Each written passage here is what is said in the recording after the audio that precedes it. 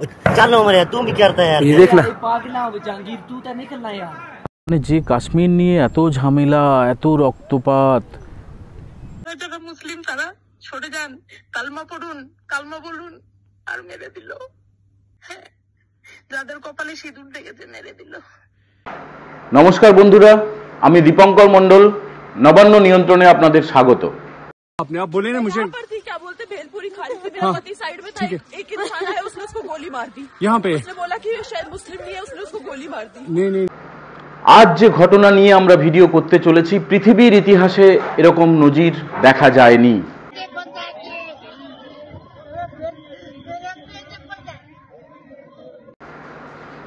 একদম সিলেক্টিভ ওয়েতে বেছে বেছে শুধুমাত্র ধর্মীয় পরিচয়ের উপর ভিত্তি করে হত্যা লীলা চালানো হয়েছে।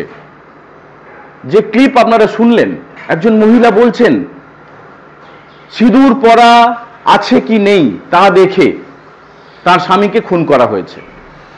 প্রথমে নাম জিজ্ঞেস করা হয়েছে, হিন্দু মুসলিম আলাদা আলাদা দুটো ভাগ করা হয়েছে, তারপরে বলা হয়েছে কলমা পড়ার জন্য। কলমা পড়ার পরেও সন্দেহ দূর হয়নি, এমনকি নিম্নাঙ্গের পোশাক খুলেও পরীক্ষা করা হয়েছে সেই ব্যক্তি হিন্দু নাকি মুসলিম।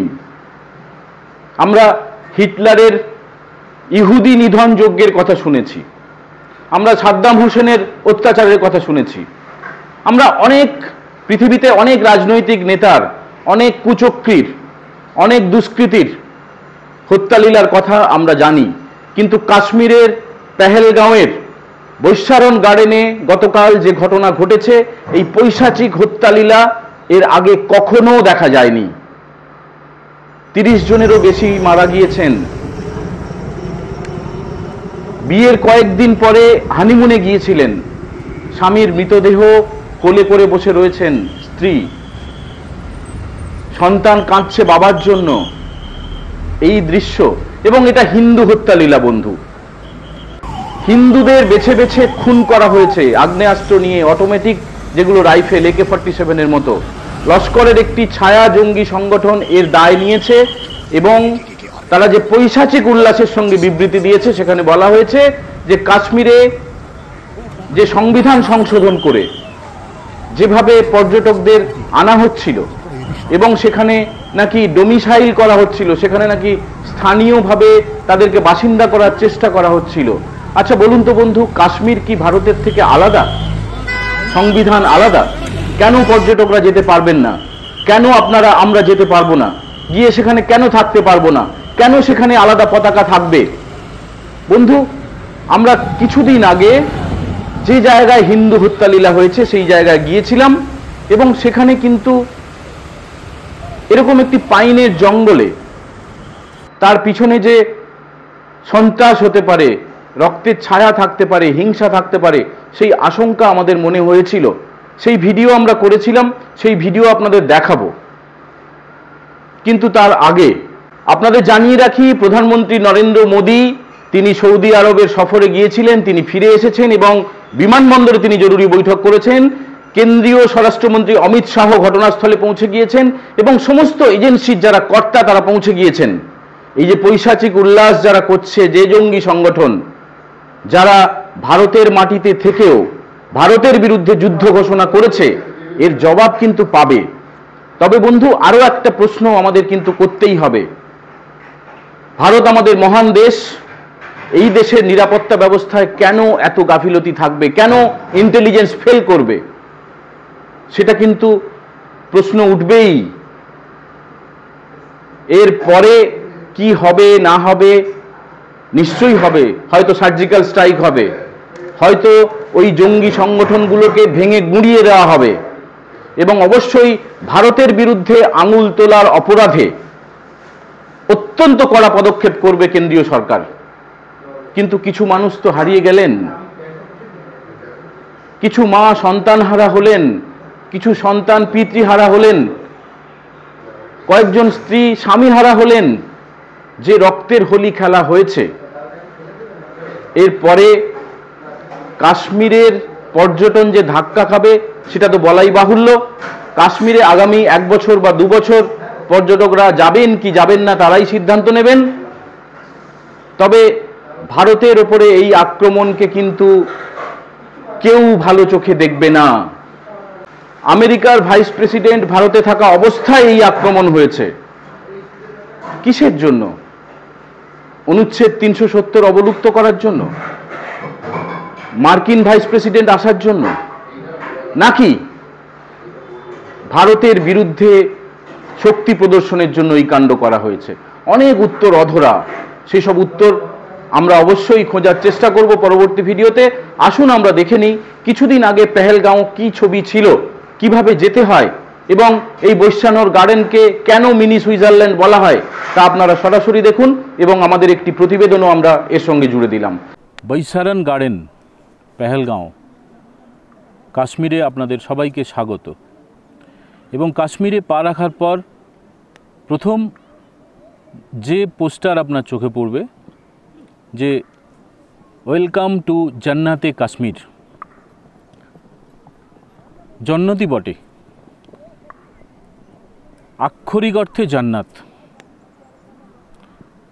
যদি পৃথিবীর সত্যিই কোনো স্বর্গ থাকে তাহলে হচ্ছে এই কাশ্মীর।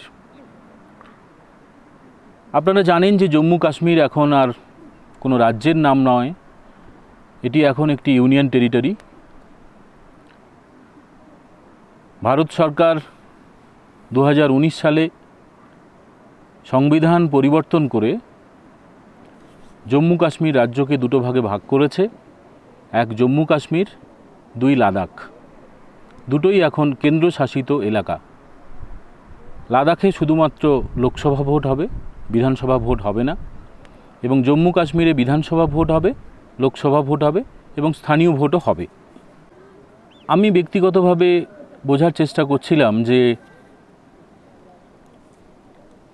আর্টিকেল 370 থাকা অবস্থায় এবং আর্টিকেল 370 না থাকা অবস্থায় কাশ্মীরের ছবি কেমন, কাশ্মীরের মানুষ কেমন আছেন, কাশ্মীরের জীবনযাত্রা কেমন, কাশ্মীরের খাদ্যাভ্যাস কেমন, তাদের মানসিকতা পরিবর্তন হয়েছে কিনা ইত্যাদি ইত্যাদি জানার জন্য আমরা গতকাল কলকাতা থেকে নয়াদিল্লি হয়ে শ্রীনগর হয়ে আমরা পৌঁছেছি পেহেলগামে। তো পেহেলগামে এখন যে জায়গায় আমরা আছি সেটাকে স্থানীয়রা বলে থাকেন যে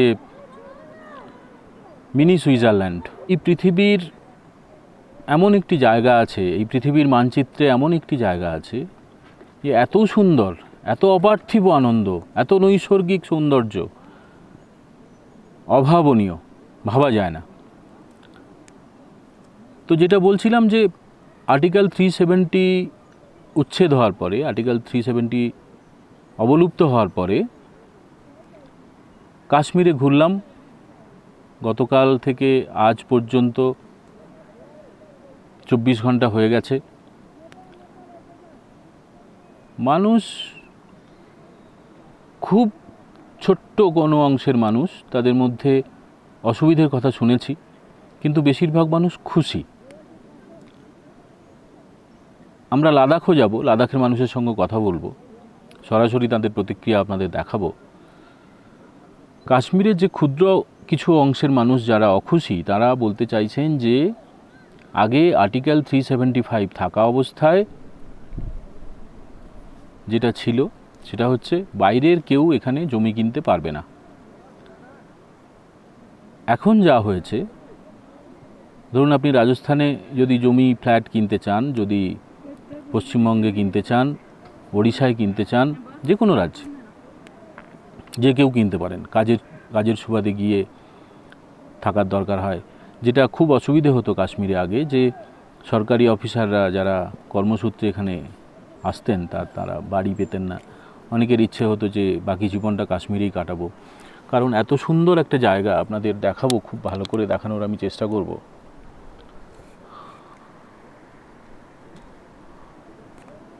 এত সুন্দর জায়গা, সবার ইচ্ছা হয়। আমি এখানে বসেছিলাম, আমি উঠে আপনাদের দেখানোর চেষ্টা করব যে এত সুন্দর জায়গা। অনেকেই চান যে এখানে কিছুদিন কাটাবেন, কিন্তু সংবিধানের 370 অনুচ্ছেদের ফলে এখানে একটি আলাদা পতাকা ছিল, এখানে ইন্ডিয়ান পেনাল কোড চলতো না, এখানকার সংবিধান আলাদা, এখানকার পতাকা আলাদা। তো অনেকে এটা বলতেন যে কেন এটা হবে, একটা দেশ, সংবিধান দুটো, জাতীয় পতাকা দুটো, সেখানে গিয়ে কেউ থাকতে পারবে না, আরও অনেক ব্যাপার ছিল, এগুলো খুব উল্লেখযোগ্য, তাই আমি এসব কথাগুলো বলছি। যে চাইলেও কেউ